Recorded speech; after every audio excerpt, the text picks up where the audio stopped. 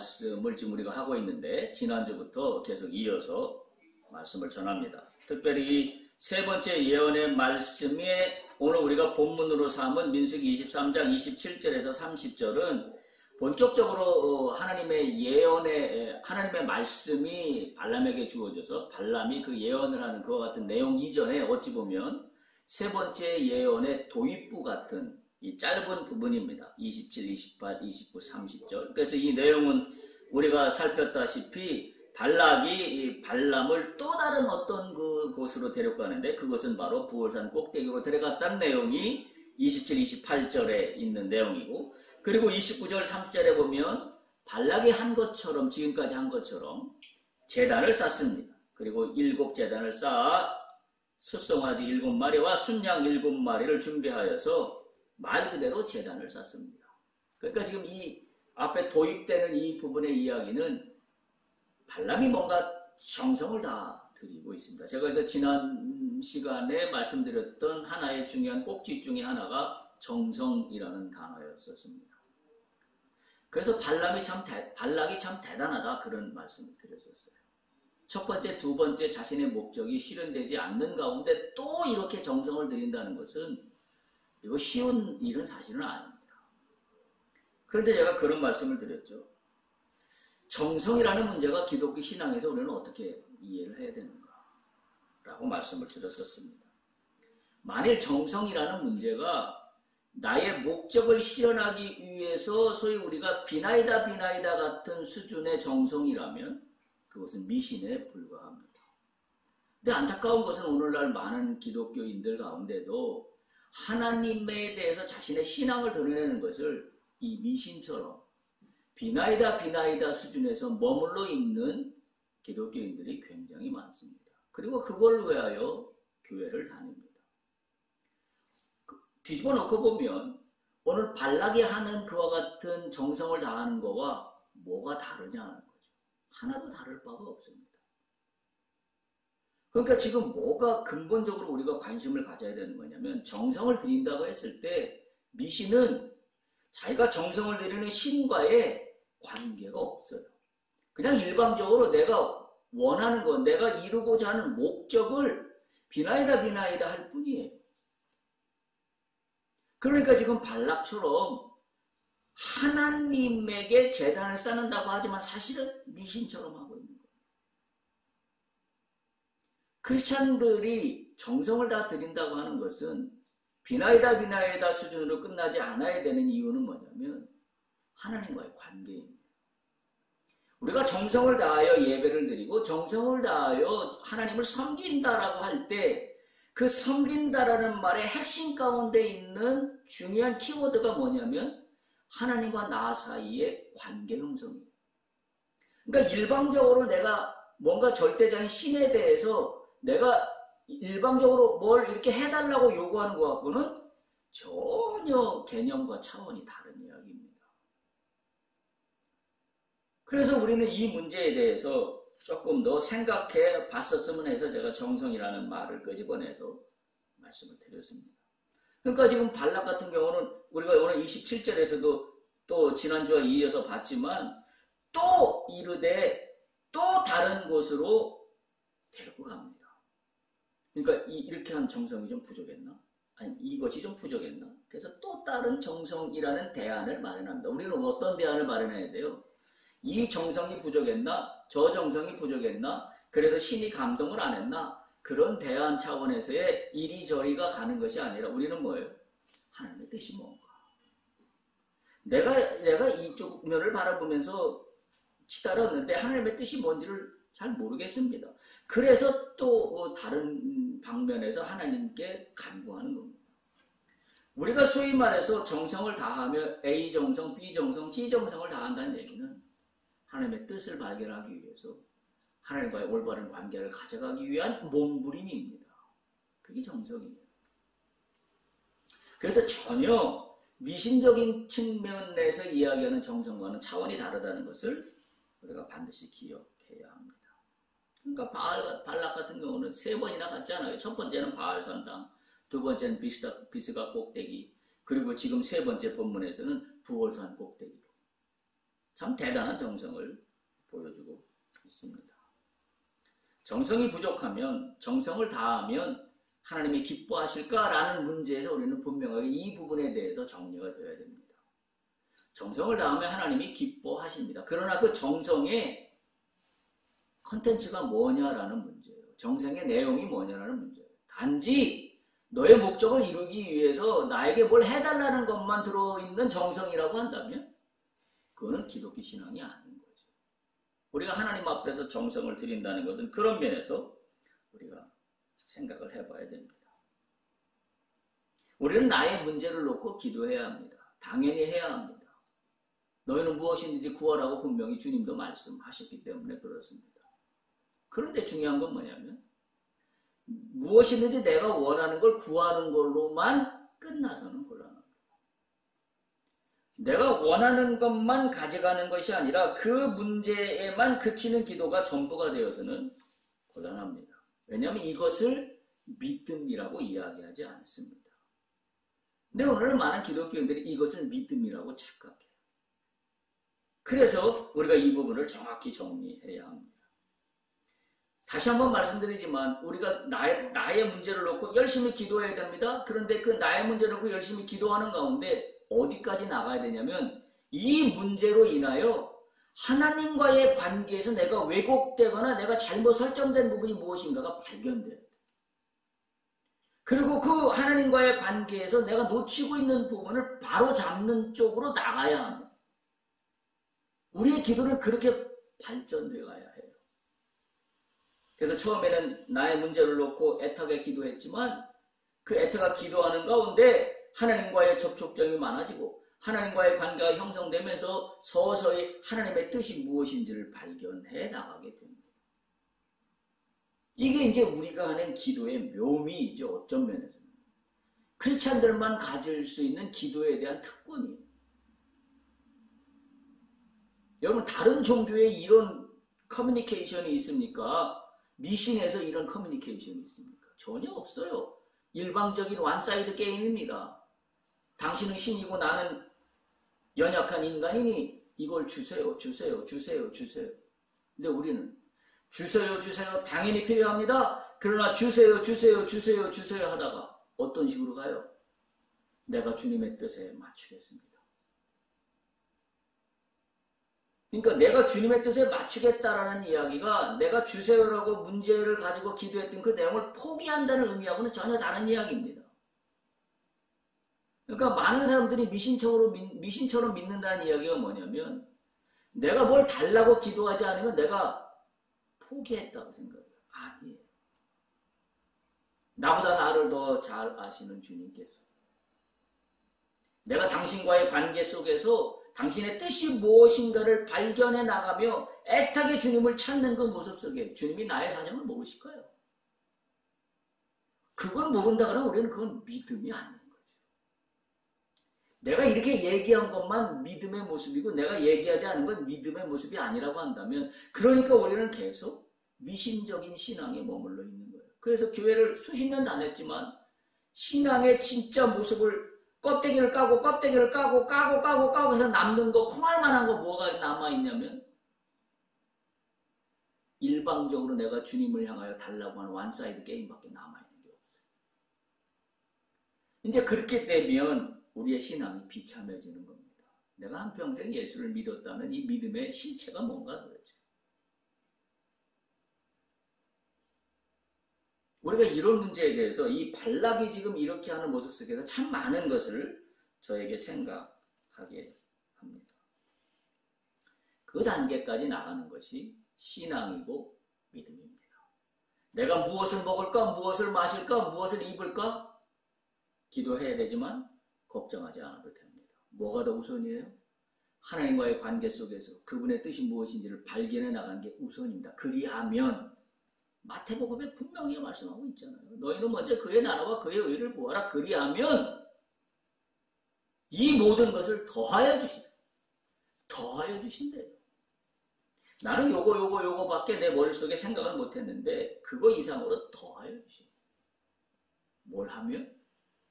먼저 그의 나라를 구하라. 그의 나라를 구한다라는 말이 뭐예요? 선교사가 되라, 목사가 되라 그런 이야기가 아니라 그의 나라를 구하는 건 하나님과의 관계를 형성하여 하나님의 뜻이 무엇인지를 발견해 나가는 게 그의 나라를 구하는 겁니다. 그 신앙의 성숙된 모습으로 나아갈 때 그때 비로소 우리는 믿음의 사람이라고 내 스스로 이야기할 수 있을 겁니다. 결국 중요한 것은 내 목적의 실현이 아니라 그 목적이 하나님과 합해지는 것이 중심에 있어야 한다는 얘기죠. 그런데 이것이 흔들리면, 이것이 정확하지 않으면 사탄의 유혹에 넘어갈 수밖에 없어요. 하나님과의 관계라는 거에 대해서 중심을 바로잡고 있지 못하면 사탄이 이거 준다고 저거 준다고 할 때 우리는 넘어갈 수밖에 없어요. 왜? 관계가 없으니까. 관계가 없어서 하나님의 뜻이 무엇인지 모르니까 이것도 좋고 저것도 좋고 이것도 저것도 좋다는 거에 가만히 보면 뭐예요? 나에게 유익이 되는 거라고 생각되는 건 다 좋은 겁니다. 내가 생각할 때. 사실은 그것이 유익이 아님에도 불구하고. 그래서 사탄의 전략이 우리의 이런 연약한 무대를 치고 들어옵니다. 그러니까 하나님의 관계가 바로 서 있지 않으면 사탄은 우리를 공략하기가 매우 쉬워요. 왜? 이거 준다고 하면 홀라당 넘어가거든요. 저거 준다고 하면 홀라당 마음을 뺏기거든요. 시선을 뺏기거든요. 근데 하나님의 관계가 바로 서 있어서 중심이 딱 잡혀 있는 사람은 사탄의 장난에 넘어가지 않습니다. 그래서 이게 너무 신앙에서 기본적이고도 아주 중요한 문제. 오늘 발람의 세 번째 이 발람의 이야기, 예언 이야기를 저는 처음 대하면서 이 도입 부분에서 저는 지금 여기에 지금 딱 지금 걸려 있어요. 다시 한번 우리의 신앙의 본질이 무엇인가를 생각하게 하는 그런 부분이 아닐 수가 없습니다. 오늘 본문에 발락이 발람을 여기 데려가고 저기 데려가고 지금 세 번째 데려가지 않아요. 계속 반복합니다. 유혹에 넘어갈 거예요? 안 넘어갈 거예요? 왜 발람은 지금 그 자리를 박차고 못 떠나고 있습니까? 말로는 하나님의 말씀을 예언하고 대언한다라고 명분을 쌓고 있지만 발람은 지금 왜 못 떠나고 있냐라는 그 중심을 봐야 돼요. 그 모습이 우리 아닙니까? 발락이 제공하는 전략 1, 전략 2, 전략 3 대놓을 때마다 뭔가 달콤하거든요. 뭐가 있거든요. 뭐가 내가 여기서 나올 것 같거든요. 우물쭈물하면서 못 이기는 척하고 하나님의 말씀을 전하는 모양의 흉내는 내면서 발락을 쫓아다니고 있는 발람의 모습. 그게 우리의 모습이 아니냐. 그렇다 그러면 사탄이 나를 쓰러뜨리기는 아주 쉽습니다. 왜? 우리 속담에도 10번 찍어 안 넘어가는 나무 없다고 그러잖아요. 사탄도 똑같은 거죠. 너 안 넘어가? 또 다른 데 들어가서 또 다른 영광을 보여줍니다. 몇 번만 반복하면 우리는 순식간에 무너집니다. 다시 한번 기억하세요. 사탄의 전략에 놀아나지 않기 위해서는 우리가 중심을 세우고 갖춰야 될 건 뭐다? 하나님과 나와의 관계. 이게 늘 중심에 있어야 돼요. 이게 늘 중심에 있으면 신앙은 거기서부터 우물물이 솟아나기 시작합니다. 제가 언젠가 말씀드렸죠. 제가 2008년도에 크게 회심을 하고 그 사건 때문에 신학대학원에 가는 계기가 됐습니다만 그때 하나님께서 저에게 엄청난 고난을 주셨어요. 제가 감당할 수 없을 정도의 큰 고난을 주셨어요. 그건 경제적으로나 관계적으로나 여러 가지 면에서 제 삶의 모든 영역이 다 무너져 내렸었습니다. 그래서 답답해서 교회에 가서 기도를 했죠. 기도를 할 때 저는 그동안 어렸을 때부터 제가 교회를 다녔으니까 벌써 몇 년입니까? 한 50년 다녔을 때 그때니까요. 한 50여 년 교회를 다녔던 그때 그 시절에 저는 뒤통수를 맞는 것 같은 하나의 단어를 기도하는 중에 하나님의 음성으로 저에게 들려주셨어요. 그게 바로 관계라는 단어입니다. 그때 하나님이 저에게 물어보시길 뭐라고 하시냐면 너와 나와의 관계가 어디 갔느냐. 제가 그 한 말씀에 완전히 무너져 내렸습니다. 저는 그동안 이걸 놓치고 살았습니다. 저는 어렸을 때부터 신앙생활에서 내 믿음이 좋다고 생각했어요. 왜? 한 번도 교회를 빠진 적이 없거든요. 주일마다. 내 신앙이 뭐가 잘못됐는데.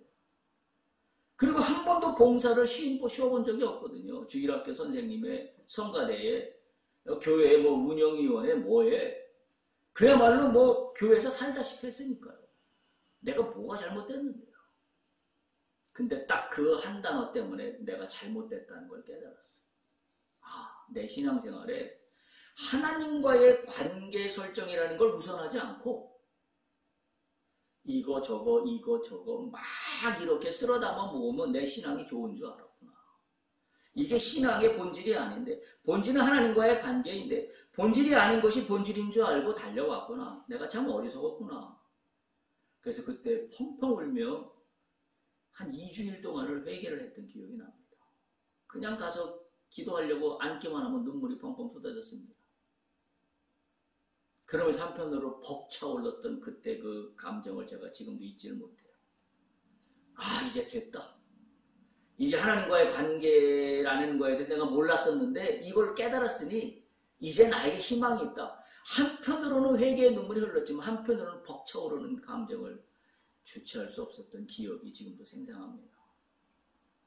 지금 오늘 이 발락과 발람의 모습도 본질이 무엇인가에 대해서 이야기하고 있습니다. 인간은 쉽게 유혹에 넘어가게 되어 있습니다. 여러분 생각해보세요. 어떻게 멀쩡한 사람들이 이단에 빠져서 가정을 다 파탄내고 합니까? 그거 이해가 안 가잖아요, 우리가. 뭘로 설명할 수 있어요? 배울 만큼 배웠어요. 그 사람들이 무식한 사람도 아니에요, 속된 말로. 배울 만큼 배우고 가질 만큼 가지고 있는 그런 사람들이에요. 근데 그럼에도 불구하고 이단에 빠집니다. 왜 그럴까요? 이유가 뭘까요? 뭐라고 생각하십니까? 이유는 다 하나예요. 그분의 신앙이 하나님과의 관계가 우선하지 않기 때문에. 그분은 신앙이라는 이름을 갖고 있지만 뭐만 우선하고 있어요? 자기의 목적시야. 그게만 하고 있으니 사탄이 뭐예요? 툭 건들면 그 목적을 실현한다는 데에 다 유혹에 넘어가는 거예요. 이단에 가면 뭡니까? 이단의 교주가 신처럼 행동하잖아요. 그래서 그 사람을 추종하고 그 사람을 섬기면 나의 모든 문제가 다 해결될 것 같잖아요. 하나님과의 관계를 놓친 신앙이 얼마나 허망된가 하는 것을 이단을 쫓아다니는 사람들을 보면 우리가 짐작하고도 남습니다. 근데 오늘 본문을 가만히 보세요. 오늘 본문 27절을 보면 또 이르되 발락이 발람에게 내가 너를 다른 곳으로 데려간다라고 하면서 데리고 간 것이 돌산이라고 그랬어요. 이게 어떤 의미일까요? 또 이르되 내가 너를 다른 곳으로 인도하여 가겠다. 다른 장소로 갔다라는 얘기를 저는 간단히 보지 않습니다. 이 다른 장소로 데리고 갔다는 내용 속에 저는 엄청난 영적인 의미가 있다라고 발견하게 됩니다. 발락은 사실 발람이 어떤 계획을 갖고 있든지 별로 관심이 없어요. 발락을 도구로 이용할 뿐입니다. 맞아. 발람은 발락을 도구로 이용할 뿐이에요. 발락의 계획이 중요한 게 아니잖아요. 지금 발람 입장에서 가만히 생각해봐. 저 발락 입장에서 생각해보면 발람이 중요한 게 아니잖아요. 발람은 중간에 메신저 역할만 하고 있는 주술사이고 진짜 발락이 중요한 건 뭐예요? 하나님이잖아요. 하나님이 그들을 저주했으면 좋겠다. 발람이 저주하는 것은 하나도 중요하지 않아요. 왜? 발람은 인간이기 때문에. 발락이 중요한 건 하나님이 이스라엘 백성들을 저주했으면 좋겠고 그 저주한다는 말을 발람을 통해서 듣고 싶어서 발람을 하나님 말씀을 듣는 도구로 사용할 뿐이에요. 그래서 발락은 제가 볼 때 발람에게 그렇게 크게 관심 있는 사람이 아닙니다. 진짜 뜻은 하나님에게 있어요. 그래서 발람이 하나님의 뜻을 예언한다고 하니 발락이 발람을 극진하게 대적할 뿐입니다. 본질은 발람이 아니에요. 그러니까 가만히 보면 지금 이 세 번째 장소까지 그럼에도 불구하고 데리고 갔다는 얘기는 뭐냐면 발락은 지금 누구와 거래를 하고 있는 건가요? 하나님과 거래하고 있는 겁니다. 만약에 발람과 거래하고 있다고 생각했으면 이렇게까지 안 했을 겁니다. 발락은 가만히 하는 짓을 보면 지금 하나님과 거래하고 있는 겁니다. 이걸 다른 말로 표현하면 발락은 하나님을 시험하고 있다는 사실이에요. 이 시험하고 있다는 사실을 저에게 깨닫게 하셨습니다. 이 말씀을 준비하면서.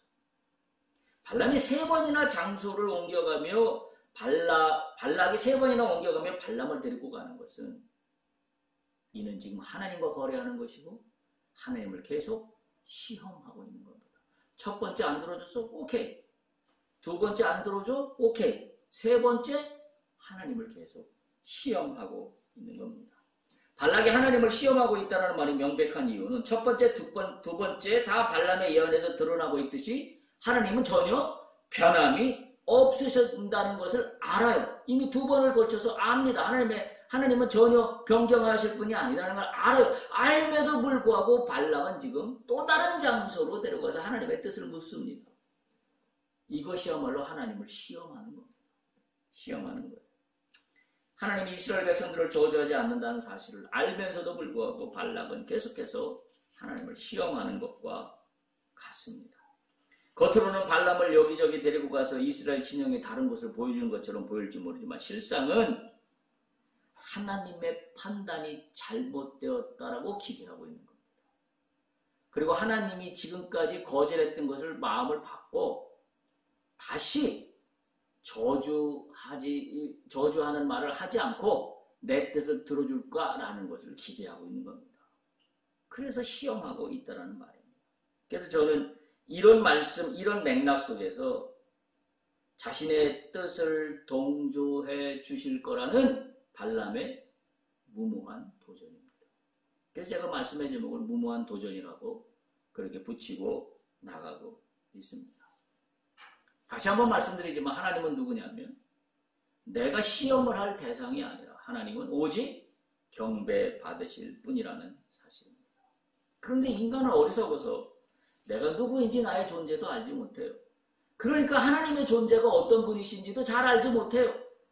깨닫지를 못해요. 그리고 늘 나를 자신의 존재를 하나님보다 앞세웁니다. 그래서 모든 것이 자기 중심으로 돌아가야 직성이 풀립니다. 그러니까 하나님은 내가 시험하는 대상, 내가 거래하는 대상이 될 뿐이에요. 성경은 눈으로 이야기합니다. 경배와 찬양을 받으실 분은 하나님 한 분뿐입니다. 근데 우리는 하나님을 내 목적 실현을 위한 시험의 대상으로, 거래의 대상으로 전락시키고 있다는 사실이에요. 마치 태양계를 비유를 들면 태양계에서 태양이 내가 되는 거죠. 그리고 그 태양 주위를 맴도는 위성 중에 하나가 하나님이다. 이렇게 여기는 것과 똑같다는 이야기입니다. 그리스도인들이 중심을 잡아야 되는 바로 이 신앙의 핵심은 여기에 있어요. 내가 태양계의 중심이 아니라 태양계의 중심은 하나님입니다. 그리고 그 주위의 위성들이 돕니다. 이 원리는 뭐냐면 태양이 빛을 제공해 주지 않으면 지구도 존재할 수 없습니다. 지구에 산소도 없고요. 지구에 생명이 살아갈 수 없습니다. 태양의 빛이 비추어 주기 때문에 지구의 생명체들이 존재합니다. 똑같은 원리예요. 하나님의 빛이 나에게 임하기 때문에 내가 존재합니다. 내가 살아갑니다. 내 사업이 이루어집니다. 내 목적 실현 이전에 하나님의 뜻이 나를 통하여 실현되는 것입니다. 하나님의 빛이 나에게 비추는 겁니다. 하나님의 빛이 나에게 비치면 나는 그 빛을 잘 세상에 투영하면 됩니다.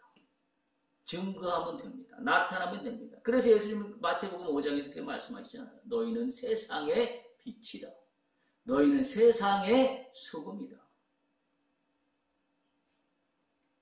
하나님의 빛을 받아서 세상의 빛된 자로서의 역할을 다해야 된다는 말씀인 셈이지요. 따라서 우리는 당장 하나님을 시험하고자 하는 욕심을 버려야 합니다. 멈춰야 합니다.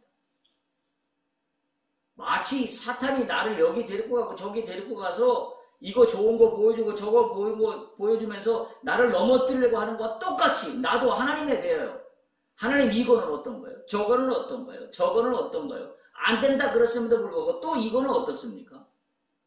하나님을 시험하고 거래하고 있다는 사실을 우리가 이 말씀을 통하여 잘 깨달을 수 있어야 합니다. 예수님께서는 이 부분에 대해서 명확하게 정리해 주신 말씀이 오늘 두 번째 우리가 본문으로 삼고 있는 마태복음 4장의 내용입니다. 사탄은 예수님을 성전 꼭대기에 데리고 가서 뛰어내리라고 합니다. 마치 오늘 발락이 발람을 데리고 가서 부월산 꼭대기에 올라간 것과 똑같은 포맷입니다. 사탄이 예수님을 성전 꼭대기로 데려가 뛰어내리라고 합니다. 그러면서 이렇게 말씀하십니다. 뛰어내려! 네가 만약 하나님의 아들이라고 한다면 하나님이 너를 위해서 그 사자들을 명하여서 그들 손에서 너를 받들어서 돌에 부딪히지 않게 해줄 테니까 뛰어내려. 이 포맷은 마치 오늘 본문 발락이 발람을 데리고 부월산 꼭대기에 올라가서 하는 이 말과 똑같습니다. 나를 위하여 그들을 저주하시기를 하나님이 혹시 기뻐하시리라. 내가 이 제단을 쌓으면 혹시 하나님이 기뻐하시리라. 예수님이 이 마태복음 말씀으로 비유하면 내가 뛰어내리면 하나님의 아들이기 때문에 하나도 안 다치고 하나님의 손이 나를 떠받쳐 줄 것이다. 똑같은 포맷입니다. 우리는 이 포맷에 이용당하기도 하지만 이 포맷을 가지고 하나님하고 거래하기도 합니다. 이때 예수님 단호히 말씀하십니다. 4장 7절 앞부분에 있어요. 마태복음 4장 7절 한번 볼까요? 마태복음 4장 7절 예수께서 이르시되 또 기록하였으되 뭐라고 되어 있나요? 주 너의 하나님을 시험하지 말라. 예수님 단호하게 말씀하십니다. 그냥 거절한 게 아니라 이 말씀으로 거절하시는 겁니다. 주 너의 하나님을 시험하지 말라. 그러면서 예수님이 이렇게 결론을 짓습니다. 마태복음 4장 10절에 보면 사탄아 물러가라. 주 너의 하나님께 경배하고 다만 그를 섬기라. 이게 인간이 해야 될 일이에요. 하나님과의 관계에서 해야 될 일입니다. 사탄아 물러가라. 나는 오직 하나님만 경배하고 하나님만 섬기느니라. 이게 뭐예요? 너는 그의 나라와 그의 의를 먼저 구하라. 그리하면 이 모든 것을 너에게 더해 주시리라는 예수님 말씀과 똑같은 포맷의 말씀입니다. 우리가 하나님을 경배하고 다만 하나님만 섬기는 것에 집중하여 하나님과의 관계를 바로 세우면 나의 문제들은 나도 모르게 해결됩니다. 저는 그걸 믿고 사는 사람입니다. 그게 믿음이에요. 제가 아까 말씀드렸죠. 제가 한참 어려운 고난의 문제를 당할 때, 기도할 때 관계라는 단어를 처음 주셔서 그 관계를 붙잡고 기도할 때 어떤 일이 벌어진지 제가 말씀드릴 거예요. 저에게 문제됐던 모든 일들이 하루아침에 없어졌습니다. 저는 깜짝 놀랐어요. 저는 그때까지 이 문제 해결했어요. 이 문제 그것만 기도했어요. 그러다가 너와 나와의 관계가 어디 갔냐라는 그 말씀이 제 심장에 꽂힌 순간 제가 기도를 다 바꿨습니다. 아, 우선되는 거는 내가 내 문제를 해결해달라는 게 우선이 아니라 하나님과의 관계가 우선이구나. 하나님이 나한테 너와 나와의 관계가 어디 갔냐라고 벼락같이 내 심장에다가 비수같이 꽂는 말씀을 주셨는데 문제가 사라졌어요. 하나님의 관계에 집중했더니 문제가 사라졌어요. 저는 이 경험을 갖고 있습니다. 예수님 똑같습니다. 사탄아 물러가라. 주 너의 하나님께 경배하고 다만 그를 섬기라. 그랬더니 어떤 일로 결론이 나요? 마태복음 4장 11절 보세요. 마태복음 4장 11절 보면 이에 마귀는 예수를 떠나고 누가 수종 들었다고요? 천사들이 나와서 수종 듭니다. 천사들이 수종 드는데 문제가 해결되지요. 우리가 이것을 바라보지 못한다면 내 믿음은 정말 초라하게 그지없는 겁니다. 초라하게 그지없는 거예요. 하나님을 시험하지 않고 하나님과 거래하지 않고 오직 하나님을 경배하며 하나님과의 관계 속에서 하나님 뜻이 무엇인지를 발견하려고 애쓰는 당신의 자녀들마다 천사가 보호하고 수종됩니다. 할렐루야. 예수님이 오늘 말씀에서 그걸 우리에게 알려주고 있습니다. 발락은 이스라엘 백성들을 저주한다는 명분으로 나갔지만 사실은 하나님을 끊임없이 시험한 겁니다. 첫 번째 예언에서 바알 산당 꼭대기로 데리고 갔지만 거기서 뜻을 이루지 못했어요. 두 번째 비스가 꼭대기로 데리고 갔지만 거기서도 뜻을 이루지 못했던 발락은 세 번째 부월산 꼭대기로 발람을 데리고 가서 하나님이 뭐라 하시는지, 하나님이 혹시 저주하는 것을 기뻐하실까? 라는 거래를 하고 있습니다. 하나님을 시험하고 있는 겁니다. 우리의 신앙에서 하나님을 시험하지 않아야 됩니다. 하나님을 오직 경배해야 됩니다. 하나님을 시험하려 한다면 그것처럼 무모하고 위험하고 비참한 도전은 없기 때문입니다. 그래서 이 위험한 도전은, 무모한 도전은 뭐로부터 나오는 거냐면 무식한 교만에서 나오는 거예요. 내가 이렇게 하면 이렇게 될 거야. 교만이에요. 여러분, 우리가 잘 아는 잠언 16장 18절에 보면 우리가 너무나 잘 아는 말씀이 기록되어 있습니다. 교만은 패망의 선봉이에요. 거만한 마음은 넘어짐의 앞잡이다. 오늘 발락의 모습은 꼭 이와 같은 모습입니다. 하나님에 대해서 교만합니다. 그건 패망의 선봉이에요. 하나님에 대해서 거만한 마음을 갖고 있어요. 내가 이렇게 하면 혹시 하나님이 이스라엘 백성들을 저주하는 것을 기뻐하시게 하는 걸로 마음을 바꾸지 않을까? 거만한 마음이다. 감히 인간이, 비천한 인간이 하나님을, 내가 이렇게 하면 하나님 마음을 이렇게 될까? 인생을 살아가면서 하나님을 시험하려고 하지 말고 하나님의 뜻이 무엇이려고 하는지 헤아리는 거에 우선 집중해야 됩니다. 그래서 관계를 다시 한번 세우십시오. 그 관계 속에 사탄은 틈타지 못합니다. 관계를 놓치면 사탄은 얼마든지 나를 무너뜨리려 밀고 들어오기 때문입니다. 오늘 이 본문의 기사를 통하여 우리 삶 가운데, 우리의 신앙 가운데, 우리의 믿음 가운데 하나님을 시험하려고 하는 그 모든 일들을 당장 멈추고 하나님과의 관계를 바로 세워 하나님의 뜻이 무엇인지를 헤아리면, 그리고 사탄아 물러가라 하며 오직 여호와께 경배를 올려드리면 천사들이 수종되는, 그래서 내 문제들은 눈같이 녹아져 내 어디 갔는지 존재조차도 확인할 수 없는 그 같은 놀라운 축복들이 나타나게 될 줄로 믿습니다. 이것이 믿음이고 이것이 우리의 신앙 이야기가 되기를 간절히 축복합니다. 할렐루야.